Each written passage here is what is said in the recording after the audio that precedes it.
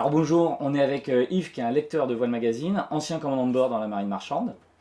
Et on va faire un petit topo sur la carte papier, parce que même à l'heure du GPS, quand on part pour une navigation, qu'elle soit courte ou longue, au près ou dans la brise, ou même quand c'est tranquille, c'est sympa de savoir quel cap il faut suivre, où on va, et surtout de le faire avec tout l'équipage, parce que faut faire participer le monde à bord, c'est comme ça que tout le monde s'amuse et personne n'est malade.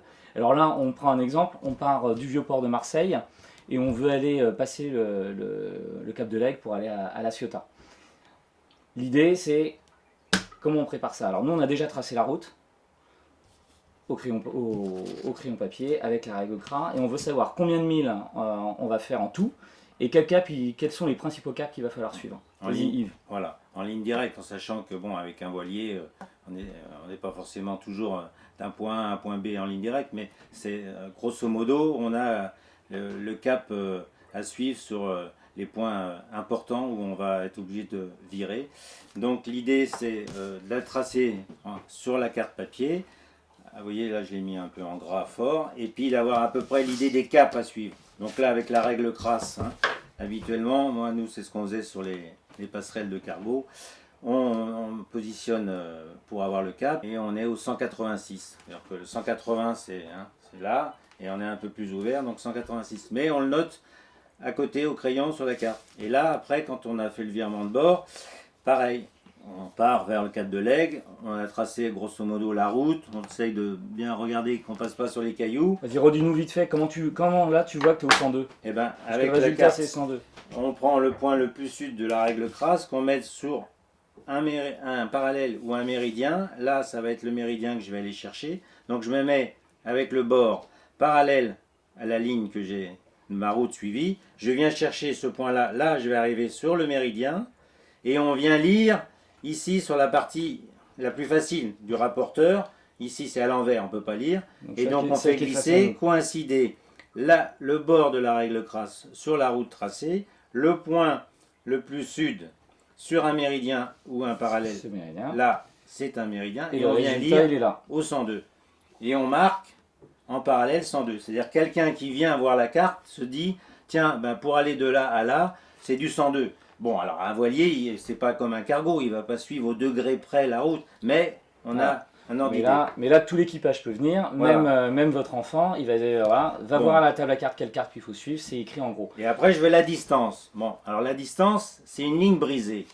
Donc je pourrais faire cette petite distance-là, que je note quelque part, que j'ajoute à celle-là, en deuxième temps, plus celle-là, plus là, celle-là. Donc ça, c'est pas pratique. Donc le mieux, c'est de prendre le compas, de partir du point.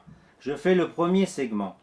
Et là, je tourne, je reste mon point fixe sur le changement de route. Et je me mets dans l'axe avec là, ici, je ne touche pas, c'est le même rayon.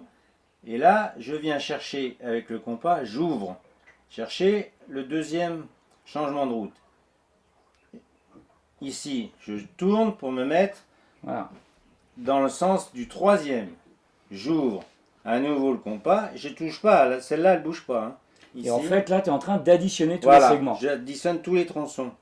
Ici, là, je tourne à nouveau. Pour être dans l'axe de la route. Là, celui-là, je ne bouge pas. Là, celui-là, je suis dans tout ça. J'additionne le dernier petit tronçon.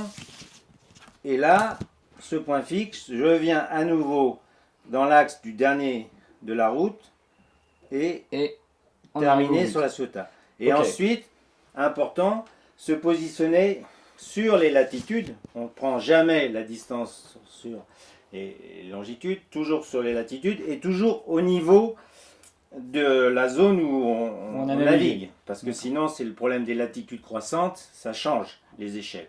Donc, on se positionne là. Donc là, on va se mettre en face au niveau du 43e. Là, je suis au 43e.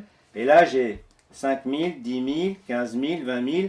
Et là, vous voyez, c'est les segments blancs, grisés, c'est 1 000. Donc 21, 22, on a 22,5. Voilà. Donc pour aller du vieux port de Marseille au port de La Ciotat, en ligne à peu près direct, il y a 22 500. On avance un 5 nœuds, donc on mettra... On fait 22 divisé par 5 et ça nous donne notre... 4 x 5, 20, on mettra un peu plus de 4 heures. Pour y aller. Voilà, c'est basique, c'est simple. Bonne nave!